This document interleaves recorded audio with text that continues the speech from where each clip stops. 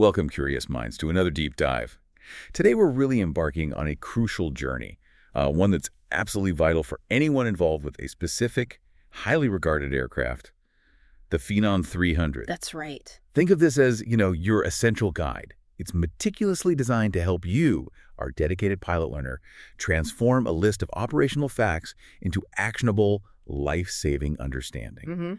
We're going to unpack the very envelope that defines this impressive jet, its operational boundaries and safety parameters. Our mission isn't just to review, it's to really immerse ourselves in the why and how behind every single critical limitation. Precisely.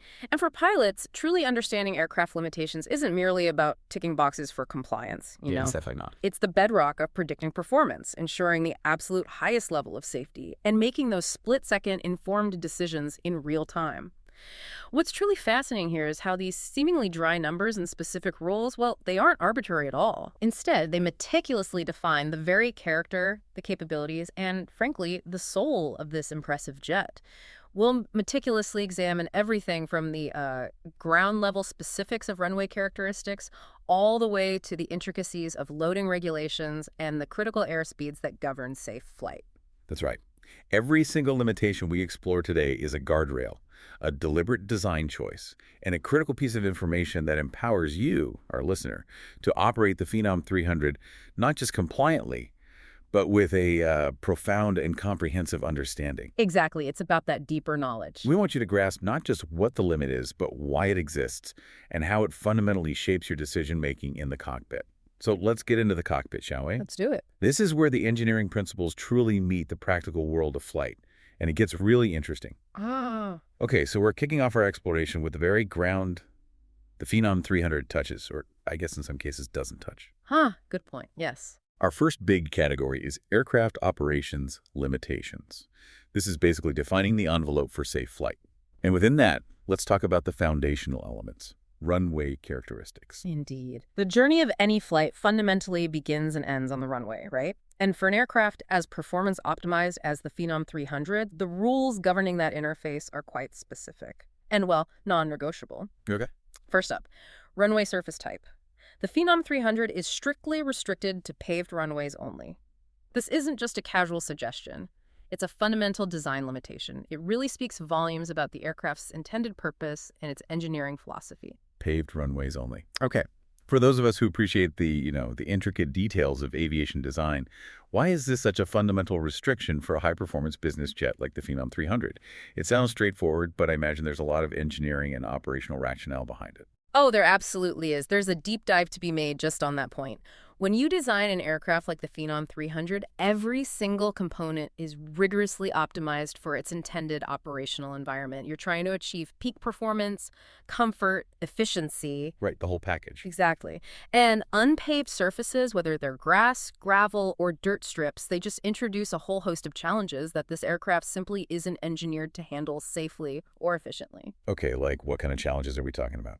Well, the most immediate concern is foreign object damage, or FOD. FOD. Always a worry. The Phenom 300's jet engines are relatively low-slung, and on an unpaved surface, loose debris, think small stones, dirt, maybe even a stray bolt, can get ingested into those, well, exquisitely engineered turbines. Right. Bad news. Very bad news. These become high-velocity projectiles, like a cascade of lethal shrapnel. It could potentially cause catastrophic engine damage, maybe an engine-out scenario right at the most critical phase of flight, just as you're leaving the ground. Or, at the very least, immense maintenance costs.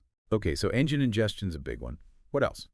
Well, beyond the engines, just consider the landing gear itself. It's designed for the smooth, predictable, and even loading forces you get from a paved surface. Makes sense.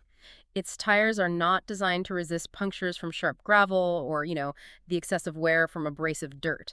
The shock absorption system, the structural integrity of the struts, they're all calibrated for the predictable rebound of concrete or asphalt, not the uneven, potentially rutted or soft conditions of an unprepared strip. So you risk damaging the gear itself. Absolutely. Attempting to operate on such surfaces risks structural fatigue, misalignment, or even outright failure of the gear, and that compromises the integrity of the entire airframe. Okay, so it's about protecting the aircraft structure and its power plants first and foremost. But how does this translate into, practical day-to-day implications for a pilot who needs to plan a mission or maybe think about diversions? Right, the so what factor. For you, the pilot, this limitation directly impacts your strategic thinking. Route planning, destination selection, contingency operations. You simply cannot select any airstrip on the map. Gotcha. You have to ensure your primary destination airport, and importantly, any potential alternate or diversion airports along your route, unequivocally meet this paved runway requirement. It's a critical boundary. It dictates the global reach and typical mission profiles of the Phenom 300, firmly placing it in the realm of, developed, well-maintained airport infrastructure. So it shapes where you can actually go? Precisely. This paved-only limitation isn't a flaw in its design, it's a deliberate engineering choice. It allows the Phenom 300 to optimize for speed, comfort, and efficiency between premier airports. This focus means it can have less robust and therefore lighter and more aerodynamic landing gear. Ah, a trade-off. Exactly. It's a trade-off that defines its market niche. A premium, high-performance jet designed for corporate travel, executive transport, charter ops, not a rugged bush plane. The key insight here is how deeply a single operational boundary like this shapes the entire engineering, the operational envelope, and ultimately even the business model of an aircraft. It simplifies decision-making by setting a clear, unambiguous boundary. It ensures operations are always conducted within the aircraft's certified capabilities. That makes perfect sense. It simplifies the choice while ensuring a very specific kind of safety and operational efficiency. Okay, moving on from the surface itself, what about the incline or decline of that paved surface? That brings us to the crucial runway slope restriction. Right, another critical factor. For the Phenom 300, runways you intend to use must have a slope between -2% and +2%. -2% to +2%. -2 to +2%, okay. This is a critical, though sometimes subtle, detail that has profound implications for performance and safety. For those of us who might not be constantly calculating runway gradients, what exactly is runway slope and why is this, seemingly narrow range so incredibly important for the Phenom 300? Good question. Runway slope is essentially the longitudinal gradient or incline of the runway, measured as a percentage. So a positive slope means you're going uphill, and a negative slope indicates a downhill direction. Okay. To visualize it, a 2% slope means that for every 100 feet of horizontal distance, the runway surface changes elevation by 2 feet. Now, that might sound negligible. Yeah, it doesn't sound like much. But consider a 5,000-foot runway. That's a 100-foot elevation change from one end to the other. Wow, okay, that puts it in perspective. And this gradient has a profound and often kind of counterintuitive impact on aircraft performance. During takeoff, an uphill slope, the plus slope, acts like a constant unseen brake. It requires more thrust and effectively lengthens your required takeoff roll. Right, fighting gravity. Exactly. Right. Conversely, a downhill slope, the minus slope, provides a subtle push, which aids acceleration. Sounds good so far. But then it dramatically increases your landing distance. Because you're losing less energy to gravity, braking becomes less effective. Okay. So it's a double-edged sword. It influences both takeoff and landing performance. And the Phenom 300's narrow range of -2% to +2% suggests... Precisely. This narrow range isn't arbitrary at all. It's meticulously determined, and it's crucial for maintaining the certified takeoff and landing performance figures that you, the pilot, rely on for pre-flight planning. So the charts assume you're within this range. Absolutely. Aircraft performance charts are based on very specific conditions, and runway slope is a major factor baked into those calculations. Exceeding these limits, even slightly, means you're operating outside the validated performance data. And the consequences. Well, for takeoff, it could mean the aircraft doesn't achieve its published takeoff distance. That could lead to critical obstacle clearance issues, which is obviously a huge concern. Yeah, definitely. For landing, it could mean exceeding brake energy limits, risking a brake fire, or maybe even overrunning the runway, especially if you're dealing with adverse conditions like a wet surface. Okay, so serious stuff. It's very serious. Consider the subtle yet significant difference a 2% slope can make on a hot day or at high altitude. Those environmental factors already reduce aircraft performance. Right. Density, altitude. Exactly. And an adverse slope on top of that can effectively shorten or lengthen the available runway quite dramatically in terms of usable distance. Imagine landing on a hot day at high altitude. Performance is already degraded. Now add a 2% downhill slope. Your certified landing distance can just balloon significantly.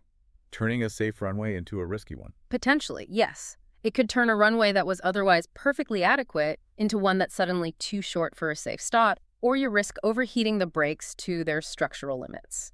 That's why pilots meticulously check airport facility directories, the AFDs and NOTAMs, notices to airmen. Part of the standard pre-flight. Absolutely. They verify these runway conditions, including the slope.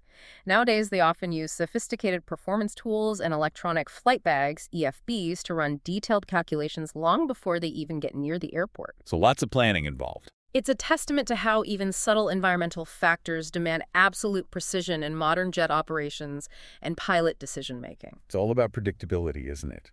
Ensuring the aircraft performs exactly as expected under certified conditions, leaving no room for guesswork. Okay, having meticulously explored the ground beneath our wheels, let's now elevate our perspective quite literally to the cockpit itself. Up we go. Who's at the controls of this sophisticated machine, and what are the foundational requirements for their operation? Let's delve into minimum crew requirements. Okay. And this is actually one of the Phenom 300's most compelling features. It's a key factor in its operational flexibility and its economic appeal. It is certified for single pilot operations. Ah, single pilot. That's a big deal for this class of jet. It is. However, this isn't just carte blanche. There are very specific and critical prerequisites for operating with just one pilot. Okay, what are they? It requires an operative autopilot and flight director. The pilot must use a headset microphone, and they must occupy the left cockpit seat. Single pilot certification. Yeah. Yeah, that's a huge draw, especially for owner-operators or maybe smaller charter companies. Right. Significant cost savings, flexibility. Definitely. But those caveats, the operative autopilot and flight director, the headset, the left seat, they're clearly not optional luxuries, are they? They sound like non-negotiable safety requirements. Oh, absolutely not optional. They are fundamental safety requirements that make single pilot operations feasible and, crucially, safe. In a single pilot environment, workload management isn't just important, it becomes paramount. The pilot's doing everything. Everything. The autopilot isn't merely a convenience, it effectively acts as your co-pilot. Yeah. It meticulously manages the aircraft's flight path, maintaining altitude, heading, speed, and that frees the pilot up to handle other critical tasks. Like what? Communication with ATC, monitoring complex systems, managing navigation, interacting with passengers, the list goes on. Without an operative autopilot, the cognitive load on a single pilot would just be immense. It would stretch their capacity to a breaking point and severely compromise safety. Okay, so autopilot is essential. What about the flight director? The flight director, working with the autopilot, provides clear, intuitive visual guidance, those command bars on the PFD. It makes it much easier to follow precise flight profiles, especially during complex approaches or departures. Really helps with accuracy and reducing workload. Got it. And the headset mic. Seems simple, but why mandatory? It ensures clear, hands-free communication with ATC, passengers, maybe company dispatch.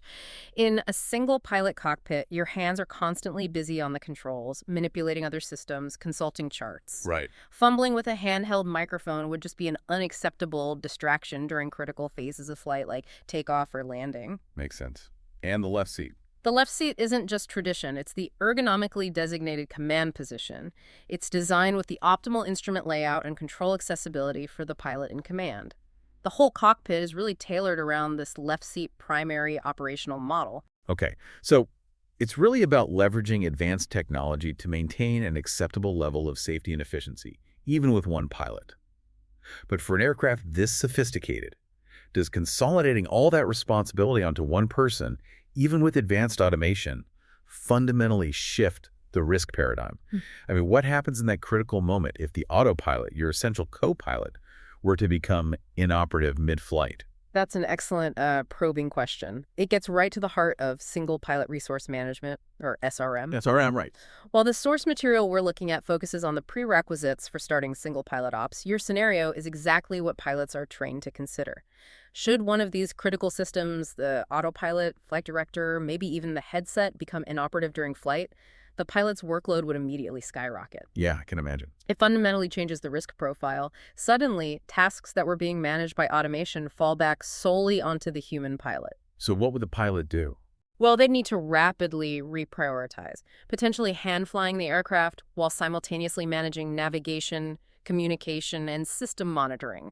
Depending on the phase of flight and the nature of the failure, the pilot might need to declare an emergency, maybe divert to the nearest suitable airport, or request specific assistance from air traffic control just to reduce their task load. So a lot of quick thinking needed. Absolutely. This situation underscores the immense importance of robust SRM skills. The ability to effectively use all available resources, manual flight skills, internal checklists, external support from ATC, maybe even the assistance of trained passengers if the situation allows.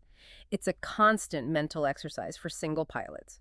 Always considering contingency plans, always prepared to shed tasks to maintain control and safety, even with the most advanced automation at their fingertips. This is what you, as a Phenom 300 pilot, must constantly be ready for. It truly highlights that delicate balance between technological reliance and human proficiency, doesn't it? It really does. These prerequisites are there for a very good reason, reinforcing the need for both. Okay, now, from managing the aircraft, let's talk about what you absolutely cannot do with the Phenom 300. We're moving into prohibited maneuvers. Yes, and this limitation is completely unequivocal. Acrobatic maneuvers, including spins, are strictly prohibited for the Phenom 300. This is a non-negotiable operational boundary etched right into the core of its certification. So no barrel rolls, no loops, no inverted flight. Okay. While it might seem intuitive for a business jet, the prohibition isn't just about common sense, right? It's a profound statement on the Phenom 300's fundamental design. Can you elaborate on why this is so critical from an engineering or perhaps an aerodynamic perspective? Yeah, absolutely. While it's tempting to imagine a sleek business jet doing a graceful loop, like something out of a movie, Right. the reality is far more prosaic and, thankfully, much safer. The Phenom 300, like essentially all business jets, is meticulously designed for one thing: efficient, comfortable, and safe transport from point A to point B. That's its job. That's its job. Every single component, from the wing spars to the fuselage structure, the tail surfaces, the control surface hinges, it's all optimized to withstand specific aerodynamic loads and G-forces encountered during normal, everyday flight. And normal includes turbulence, standard turns. Exactly. Turbulence, standard maneuvers like climbs, descents, turns, even emergency maneuvers, but within defined parameters. Acrobatic maneuvers, however, involve extreme attitudes, very high G-forces, both positive and negative, and rapid, often violent changes in aircraft orientation. Forces the airframe just isn't built for. Precisely. These forces can easily exceed the structural integrity limits of the airframe, sometimes by several magnitudes.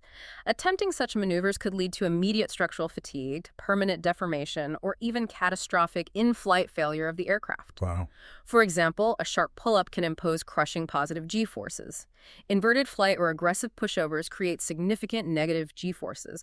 Both are way outside the design envelope. And spins, specifically, are an uncontrolled maneuver where the aircraft descends in a helical path while rotating. Right, uncontrolled. Uncontrolled. Most business jets, including the Phenom 300, are simply not designed to be recoverable from a fully developed spin. Their wing design, tail configuration, control authority, it's just not adequate to break out of such a dynamic and complex aerodynamic state. Trying would be incredibly dangerous. Okay, so it's about basic physics and engineering, the aircraft's intended purpose, and the absolute limits of its physical design. You're talking about a fundamental divergence in design philosophy between a transport aircraft and, say, a purpose-built aerobatic machine. Precisely. We differentiate between normal slight maneuvers, which do include things like steep turns within certified bank limits, or stalls demonstrated safely for training purposes, like some we'll discuss later, or maybe rapid but controlled climbs and descents and acrobatic maneuvers. And acrobatic is? Loops, rolls, inverted flight, hammerheads, and of course spins. Those require specialized aerobatic aircraft. They have heavily reinforced airframes, unique wing designs optimized for inverted flight, specific, often oversized control systems to handle extreme stresses and G-loads. Things the Phenom 300 doesn't have. Exactly. The Phenom 300 is simply not built for that environment. This clear limitation is there to unequivocally protect both the aircraft and everyone on board. It's a critical reminder for every pilot: operate within the aircraft's certified envelope and respect its inherent design purpose. Okay, so no barrel rolls with the Phenom 300. Got it. Loud and clear. But what about the folks joining us for a ride? Let's shift our focus now to the crucial, yet sometimes overlooked, elements of passenger seating and cabin item management, ensuring comfort, functionality, and most importantly, safety and motion for everyone on board. Right, moving into the cabin, this section highlights the thoughtful design and operational considerations that extend beyond the flight deck. First up, maximum passenger seating. The Phenom 300 offers considerable flexibility here. It's capable of accommodating up to 10 passengers. 10 passengers. And this count includes options like a belted toilet seat and potentially side-facing divans. This capacity is a significant feature for an aircraft in the light business jet class. 10 passengers is a pretty good number for this category of jet, especially with that versatility you mentioned. How does this kind of cabin flexibility impact mission planning, particularly for, say, a charter operation where maximizing revenue and passenger comfort are key? Oh, this flexibility is a significant asset for operators. For a charter company, it means they can configure the cabin to precisely match the mission requirements. For instance, they might opt for a higher density seating arrangement to maximize passenger count for shorter, high-demand routes. That enhances profitability. Makes sense. Alternatively, they can choose a more luxurious, spacious layout with fewer passengers for longer, more executive-focused trips, emphasizing comfort and bespoke amenities. That up to 10 passengers is achieved through clever design, often including innovative solutions like that forward-facing belted toilet seat, which actually counts as a legitimate certified passenger seat for takeoff and landing. Really? The toilet seat counts. If it's certified and belted, yes. So, visualizing this, a typical configuration might include, say, a 4-place club arrangement, maybe a 2-place divan, a single forward-facing seat, then the belted lavatory seat, plus, and this is crucial, the right cockpit seat if it's a single pilot operation. That can collectively push towards that 10-passenger limit. Wow. It's a constant balancing act, really, to meet client needs while meticulously staying within the certified capacity and, of course, the weight and balance envelope. Speaking of that right cockpit seat, there's a specific rule here that directly ties into our earlier discussion. A passenger may occupy the right cockpit seat only in single pilot operations. This really connects the dots, doesn't it? It connects directly and intelligently, yes. In a standard 2-pilot operation, the right cockpit seat is obviously dedicated to the co-pilot, an integral member of the flight crew sharing critical responsibilities. Right, needed for the job. Exactly. However, in a single pilot scenario where the pilot in command occupies the left seat and manages all flight duties, the right seat becomes available for an additional passenger. This smart allocation maximizes the aircraft's capacity. It can offer a unique, maybe even thrilling viewing experience for a passenger. I bet. But it always prioritizes the primary flight crew's designated space and responsibilities. It's a well-considered design choice, offering flexibility without compromising the standard 2-crew configuration when it's required for operational safety. It certainly offers a thrill for the passenger to experience the flight from that co-pilot's perspective, made possible only under very specific crew conditions. Yeah. Okay, now let's talk about ensuring the security of items within the cabin, specifically the 7-inch LCD monitors. The limitation states they must be locked against the sidewall during taxi, takeoff, and landing. Yes, and this is a vital safety requirement. It's born from practical lessons learned over many years in aviation. During the dynamic phases of flight taxiing, takeoff, landing, the aircraft is subject to significant accelerations, decelerations, potential turbulence, sudden movements. Things can get bumpy. They can.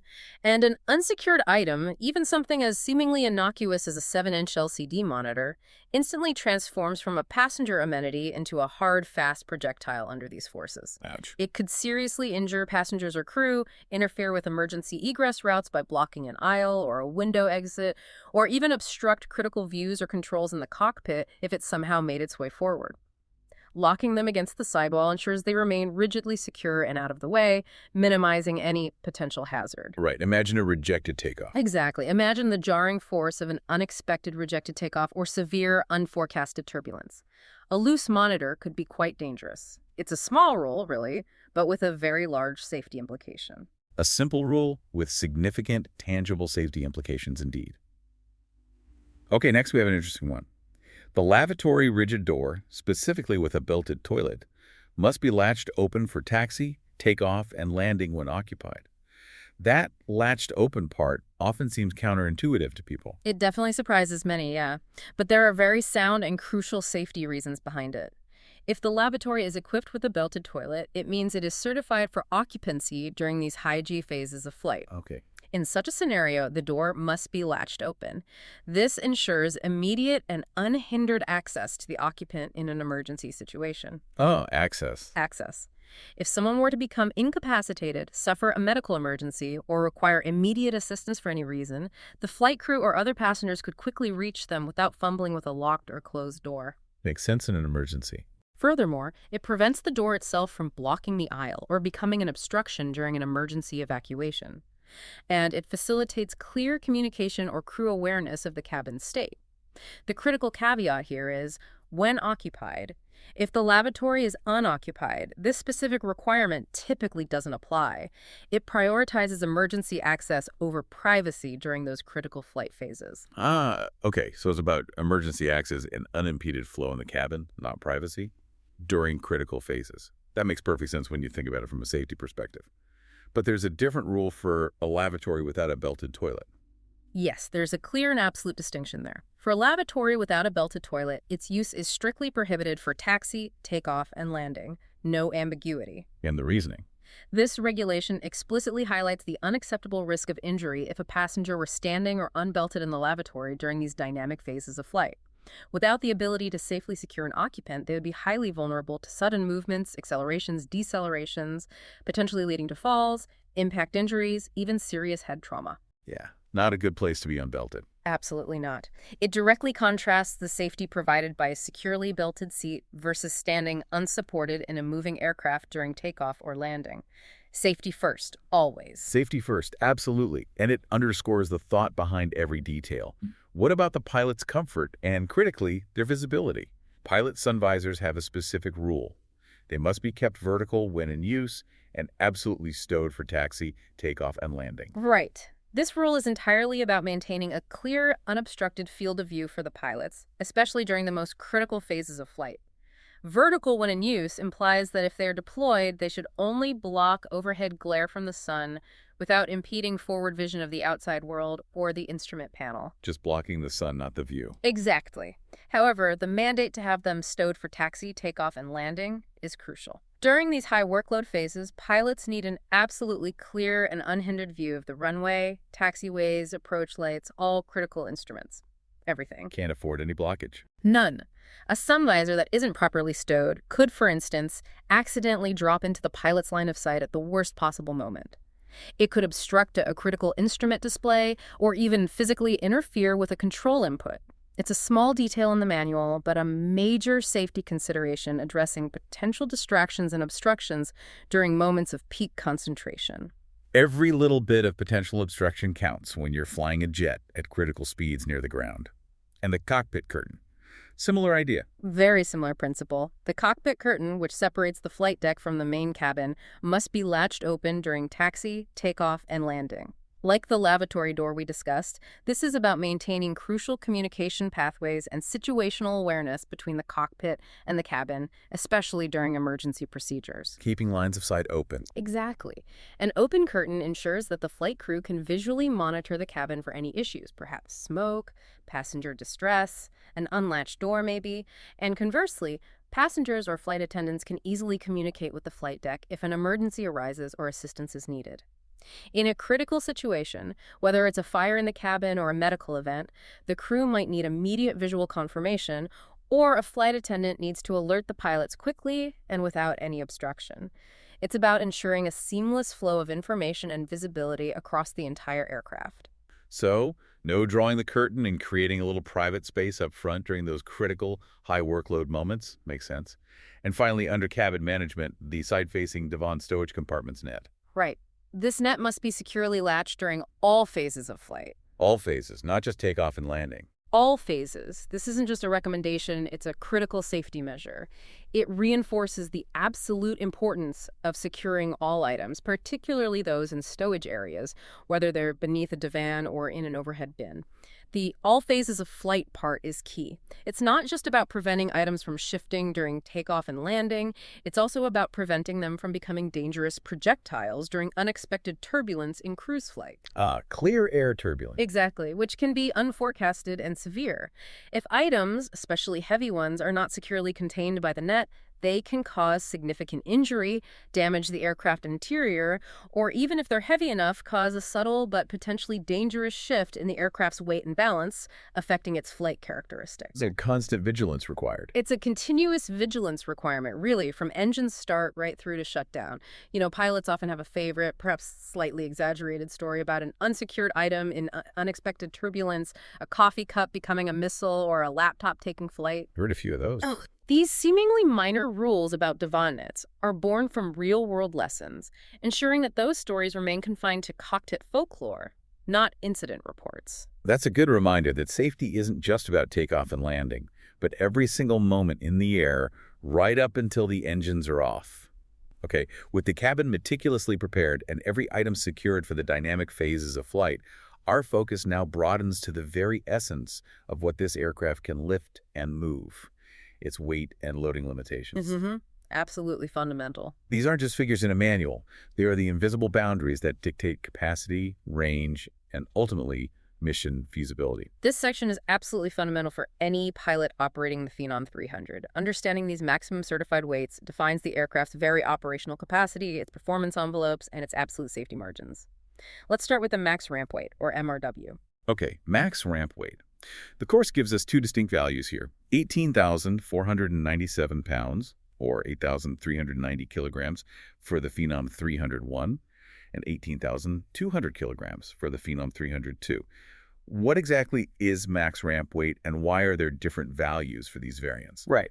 Consider our pilot planning that critical early morning flight. The very first number they confront isn't just about getting airborne, it's about simply moving the aircraft on the ground.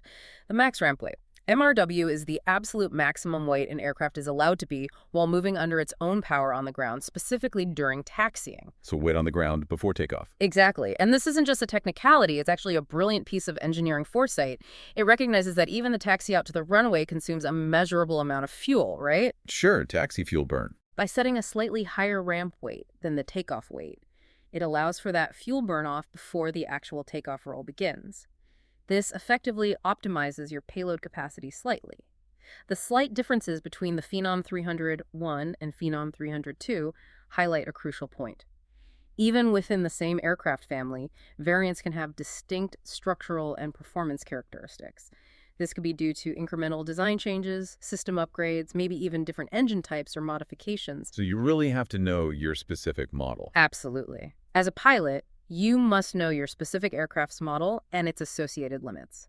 You can't just use a generic number. The MRW is the initial foundational hurdle in your pre-flight weight and balance calculations.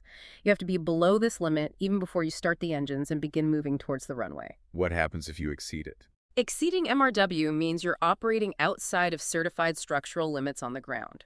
You're potentially overstressing the landing gear or airframe components before you've even left the chocks. It reflects the manufacturer's continuous effort to balance structural limits with maximum utility for the operator. Okay, so it's the heaviest the aircraft can be at the very start of its journey on the ground, with a built-in buffer for taxi fuel.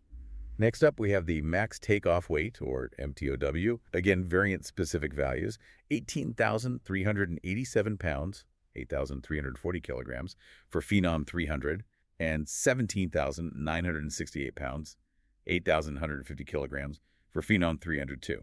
MTOW is arguably one of the most critical and frequently referenced weight limits you'll encounter as a pilot. It's the absolute maximum weight at which the aircraft is certified to begin its takeoff roll. The start of the takeoff run. Exactly. You'll notice it's slightly less than the MRW we just discussed. Right, because of the taxi fuel burn. Precisely. That weight, the MTOW, directly influences every single aspect of takeoff performance. The required takeoff distance, the aircraft's crucial climb gradients for obstacle clearance, and its ability to clear obstacles in the departure path. If you exceed MTOW, you are operating outside the aircraft's certified performance data.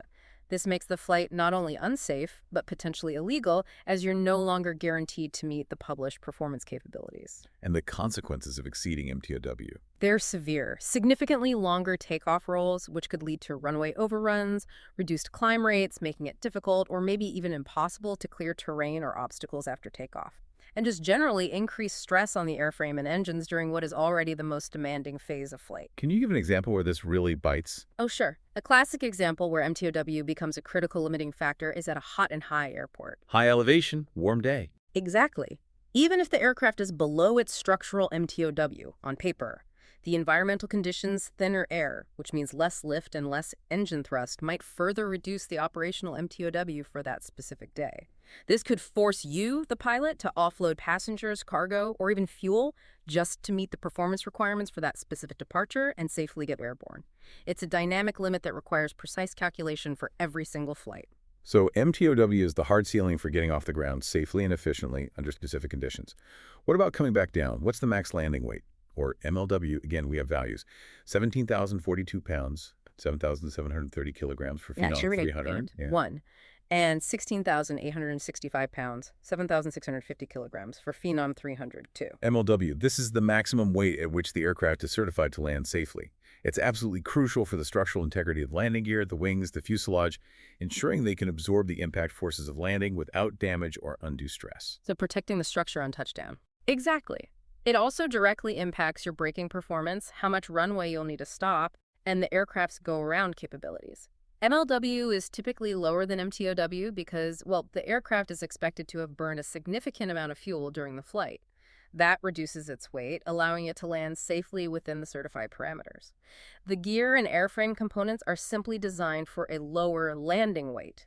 Landing heavier than certified places undue stress on these components. Okay, but what about emergencies? Like if you have to return shortly after takeoff? Right, that's where operational judgment becomes critical. If an emergency requires an immediate return to the airport shortly after takeoff, the aircraft might still be well above its MLW, simply because insufficient fuel would have been burned off. And the Phenom 300 can't dump fuel, right? Correct. Most light business jets do not have fuel jettison capability. So in such cases, you, the pilot, might have to make the decision to land overweight. This is a situation that requires declaring an emergency, preparing for a potentially higher landing speed and a longer landing roll, accepting the inherent risk of potential structural damage to the aircraft. And extra inspections afterwards. Definitely. Knowing that specific, often extensive maintenance inspections will be required afterwards to ensure the aircraft remains airworthy. It vividly illustrates how these numbers aren't just theoretical, they underpin critical emergency procedures and decision-making in the cockpit. That truly illustrates the importance of these numbers beyond just standard operations, pushing right into emergency scenarios. And finally, for certified weights, what is max zero fuel weight, or MZFW? That's 14,220 pounds, 6,450 kilograms for Phenom 300, 1, and 13,999 pounds, 6,350 kilograms for Phenom 302. MZFW. This is another critical structural limit, and it's often the silent bottleneck that can surprise pilots new to jet operations. It's defined as the maximum permissible weight of the aircraft, excluding any usable fuel. Weight without fuel. Why is that limited? This limit is primarily about protecting the aircraft's wing bending moments and the structural stress on the fuselage, particularly right where the wings join the fuselage.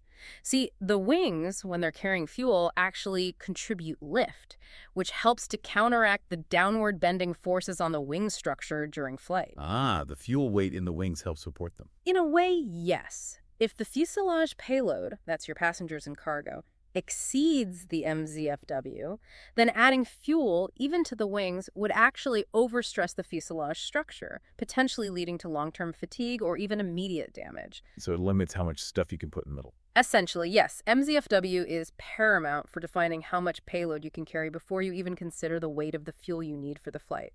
For you, the pilot, this means you could technically be below your MTOW and your MLW, but still be overweight for MZFW if you've loaded too many passengers or too much cargo. So it can be the most restrictive limit sometimes. It often can be, especially for flights with a heavy passenger load and long ranges, where you need both maximum payload and maximum fuel. This constraint forces a critical choice between carrying maximum passenger cargo or carrying enough fuel for the full mission. It's a constant juggling act between passenger capacity and fuel range, and MZFW often becomes the decisive factor, dictating the practical limits of what you can actually carry on a given flight. So MZFW essentially tells you your absolute maximum payload capacity before you even begin to think about how far you're going to fly. Interesting. Okay, beyond the total weight, how is that weight distributed? That brings us to baggage loading intensity. Correct. It's a common misconception that if a compartment has a total weight limit, you can just cram stuff in until you hit that number. But it's not just about the total weight you put in a compartment. It's crucially about how concentrated that weight is over a specific area.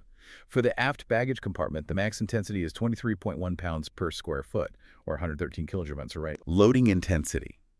Okay, that's a concept that might not be immediately obvious to everyone. Can you explain why it's a separate and critical limit, distinct from just a total weight limit for the compartment? Absolutely. Think of it this way. A compartment might have a total weight limit of, say, 500 pounds. But if you were to place a single, very dense 500-pound anvil right in the very center of that compartment. Right, all the weight in one spot. Exactly. You're concentrating all of that weight onto a very small surface area. That extremely high concentration of weight, the loading intensity, could easily exceed the structural limits of the baggage compartment floor. It could cause it to buckle, deform, or maybe even break, even though the total compartment weight is technically acceptable. So it's about floor loading. Precisely. The 23.1-pound FTMOT limit for the aft baggage compartment specifically protects the structural integrity of the compartment floor from such localized stress. It emphasizes the critical importance of even distribution.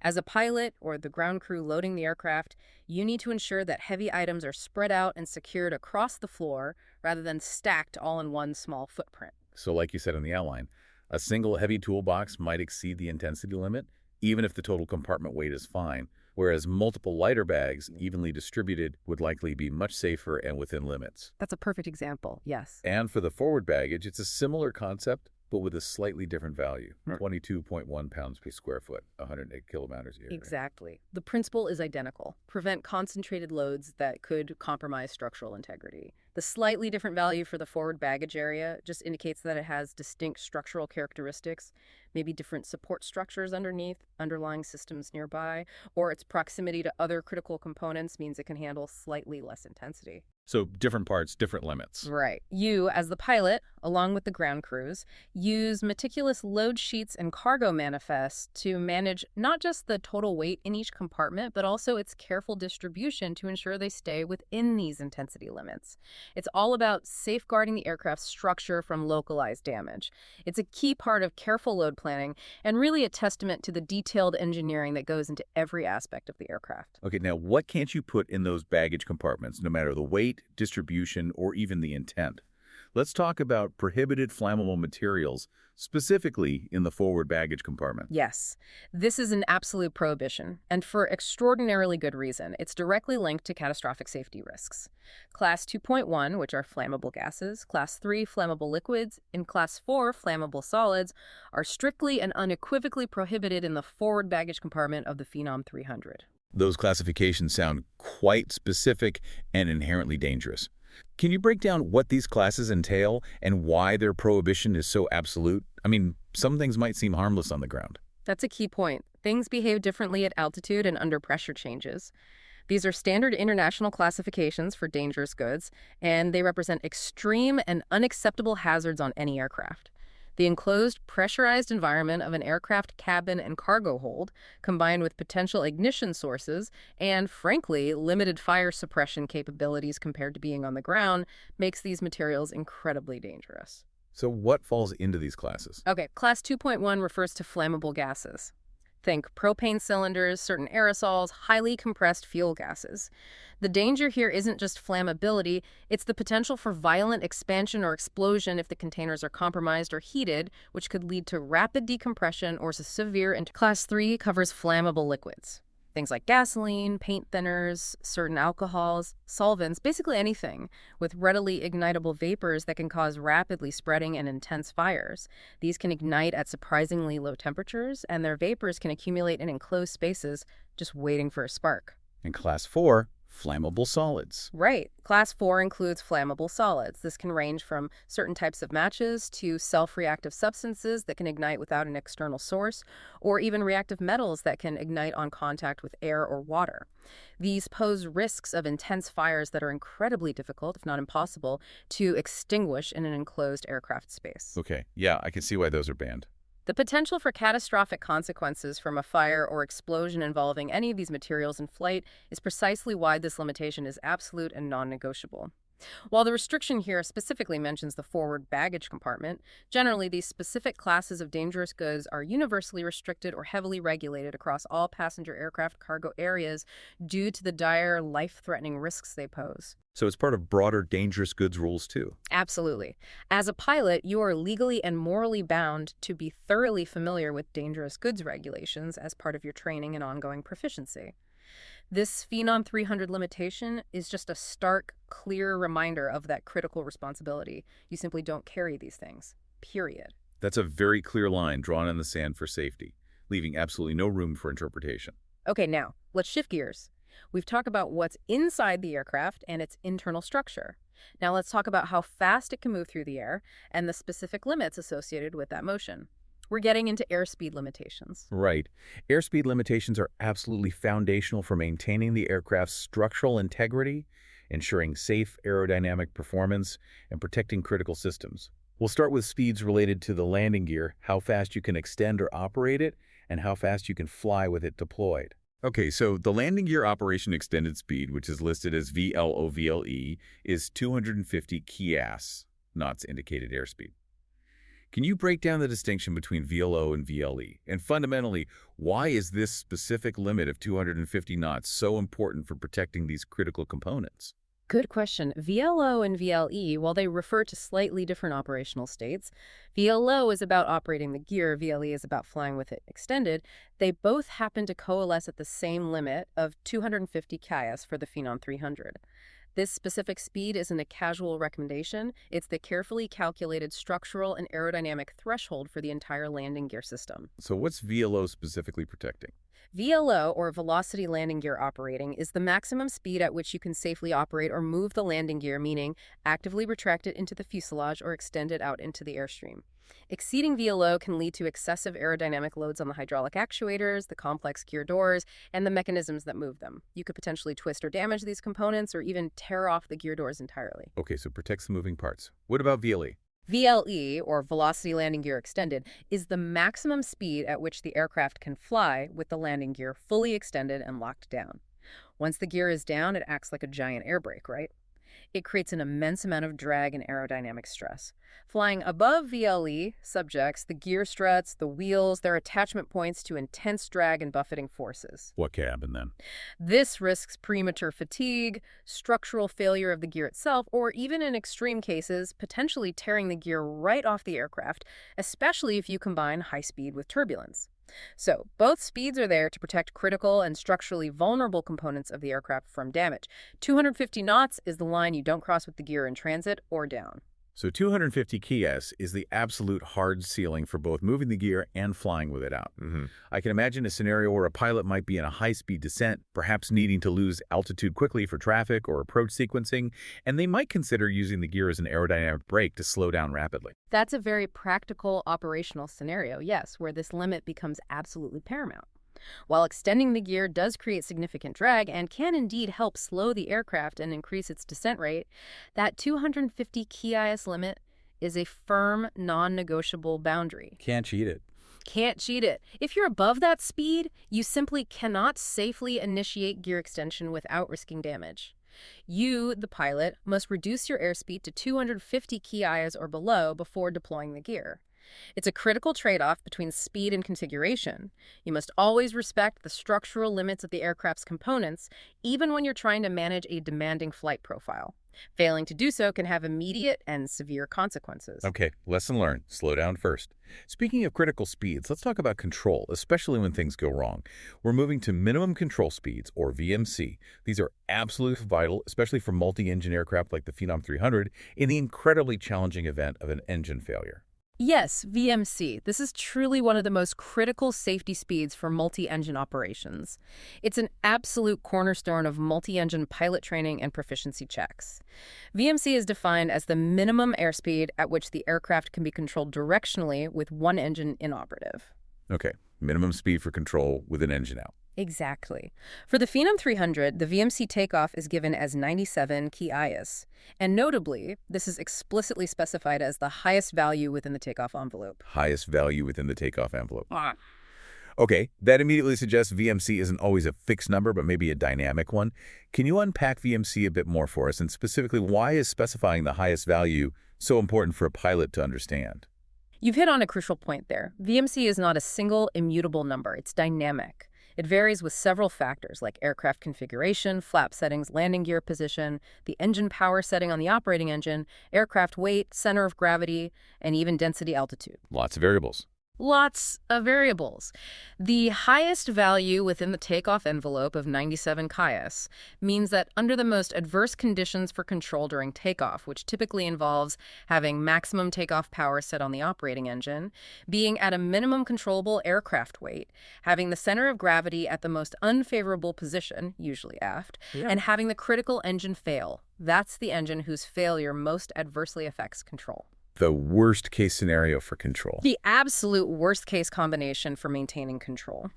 Under that specific combination of factors, you need at least 97 kis to maintain directional control. And how is control defined here? The standard definition of VMC involves being able to maintain straight flight or at least prevent uncontrollable yaw, using full rudder deflection towards the operating engine, and usually allowing for up to 5 degrees of bank towards that operating engine as well. Why the bank? That slight bank isn't just for balance, it actually uses a small component of lift horizontally to assist the rudder.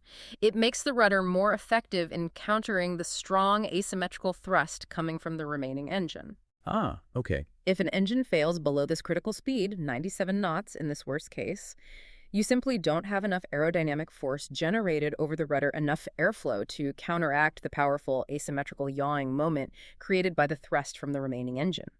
The aircraft will yaw uncontrollably towards the dead engine, potentially leading to a roll and a complete loss of control. The speed is paramount for multi-engine aircraft safety, especially during an engine failure right after liftoff, which is arguably one of the most demanding and time-critical scenarios a pilot can ever face. So it's literally about having enough aerodynamic authority over the rudder to keep the plane flying straight. An engine failure just above VMC, say at 100 knots, but below V1, the takeoff decision speed, would mean the pilot has to maintain control, typically by applying full rudder and that slight bank, and then reject the takeoff right. It just underscores how absolutely critical this 97 kis speed is. It's foundational information for that make-or-break moment. Exactly right. Knowing and respecting that 97 kis is the absolute minimum speed to maintain control under the most challenging takeoff conditions is, frankly, life or death information. It's a foundational element of multi-engine pilot training, drilled into pilots repeatedly during simulator sessions. You have to recognize the failure, identify it, and apply the correct control inputs decisively and correctly within fractions of a second. Now, VMC also applies to the landing phase, but the speeds are different. For VMC landing without icing conditions, the speed is 91 kis. Okay, 91 knots for landing in normal conditions. How does VMC during landing differ from takeoff, and why is it equally important in that critical phase of flight? Well, VMC in the landing configuration is crucial for scenarios like flying a single-engine approach, or perhaps initiating a go-around with one engine inoperative, or even just at reduced thrust. While the engine thrust settings are significantly different from takeoff, usually much lower on approach, the underlying principle remains exactly the same. If an engine fails or is already inoperative, you need sufficient airspeed to maintain directional control. Especially with flaps and gear out, maybe? Configuration plays a role, yes. It's particularly important when dealing with the reduced thrust from a single engine, the added complexities of trying to manage crosswind conditions, or when attempting a go-around where you're suddenly applying significant power to only one side of the aircraft. Maintaining airspeed strictly above this 91 kis limit ensures you have the necessary control authority and responsiveness from your rudder and other control surfaces for a safe approach and landing, or to execute a controlled go-around if needed. So staying above 91 knots keeps you in control on one engine during landing. Correct.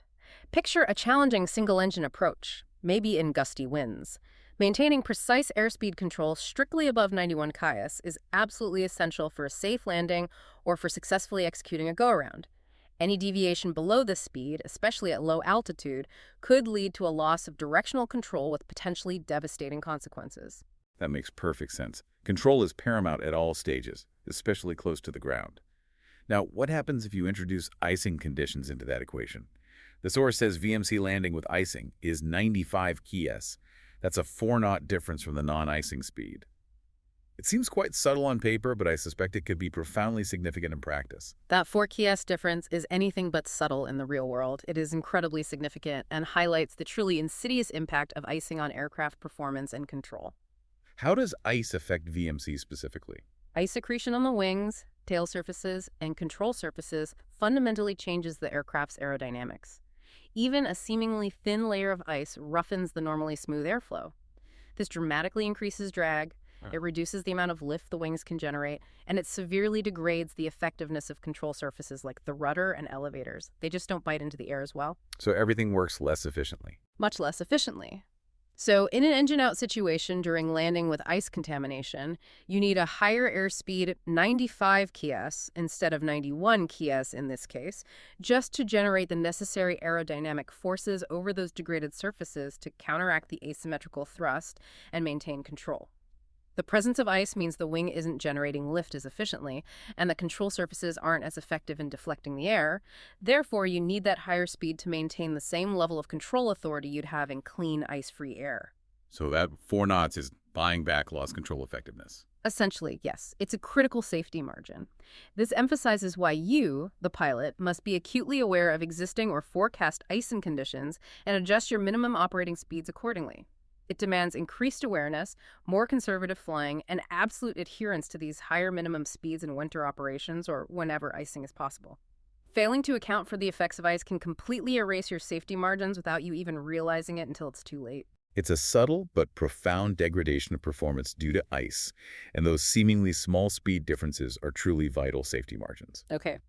From minimum control speeds, let's explore the upper bounds of the speed envelope. This brings us to maximum operating speed, or VMO, and also some specific maneuver limitations. Indeed.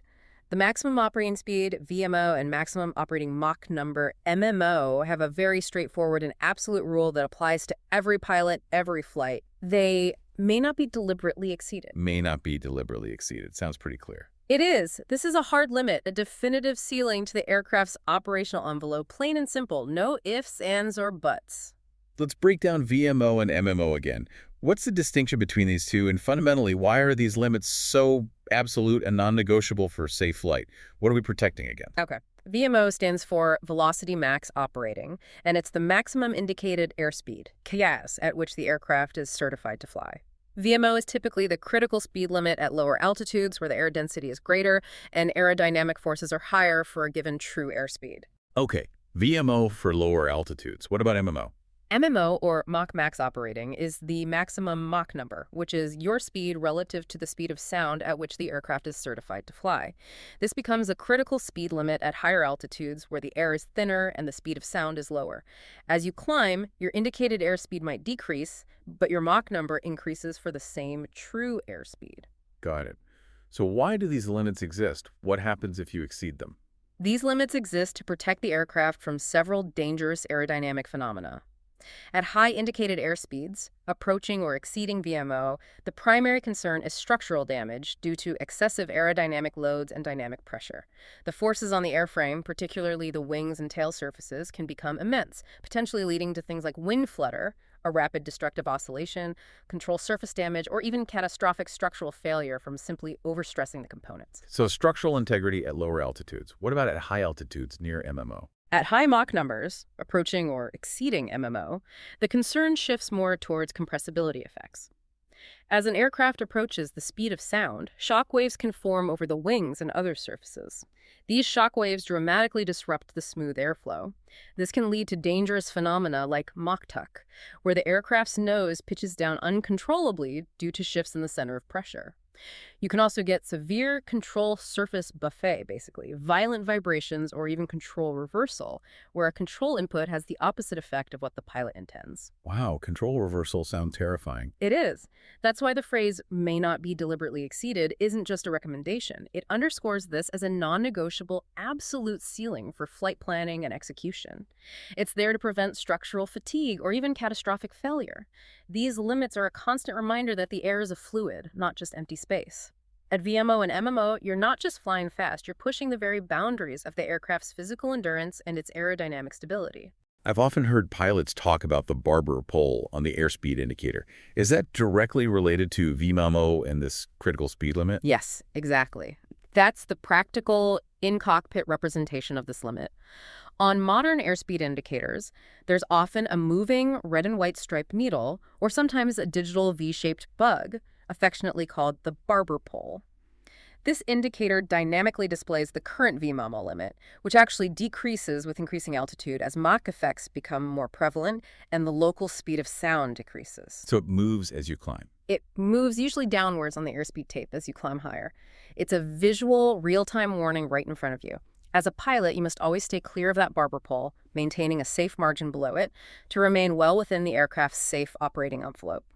Crossing that line, even unintentionally, means you're flirting with potentially dangerous structural limits and unpredictable aerodynamic behavior. It's a dynamic representation of physics dictating your ultimate speed ceiling, preventing a potentially catastrophic interaction with the air itself. So, rule number 1, stay away from the barber pole, a very clear and critical instruction. Now, there's also a specific speed limit mentioned for certain maneuvers. 205 Kias applies to normal flying, stalls, except whip stalls, and steep turns of 60 degrees or less. This seems to carve out a specific lower speed envelope for demonstration or training purposes, maybe. It absolutely does, and this is a fascinating nuance in the Phenom 300's operational limits. This 205 Kias isn't your general VMO limit for straight and level flight. It's a specific maneuver speed, often referred to conceptually as VA or VA, depending on the exact certification basis, though listed here just as a maneuver limit speed. It's the maximum speed at which these specific listed flight maneuvers can be safely performed without exceeding the aircraft's structural limits, particularly G-loading limits, or entering a flight regime where recovery might be compromised. Okay, so it's about G limits during maneuvers. What about the specifics? Stalls, except whip stalls, seems interesting. It is interesting. The allowance for stalls, except whip stalls, indicates that the Phenom 300 possesses a level of structural robustness and predictable handling characteristics that permits demonstrating stalls safely for training or pilot proficiency checks.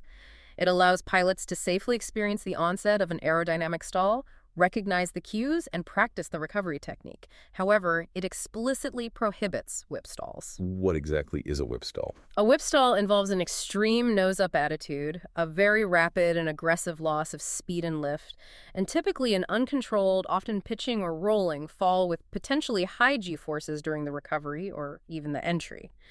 This is really an aerobatic maneuver designed for highly specialized aircraft far outside the design envelope for a transport category aircraft like a business jet.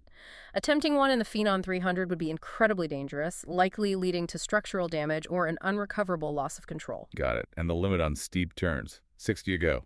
Yes. The 60 ado for steep turns specifies the maximum bank angle allowed within this particular maneuver speed envelope of 205 ki's. Steep turns increase the load factor, G-loading, on the aircraft significantly.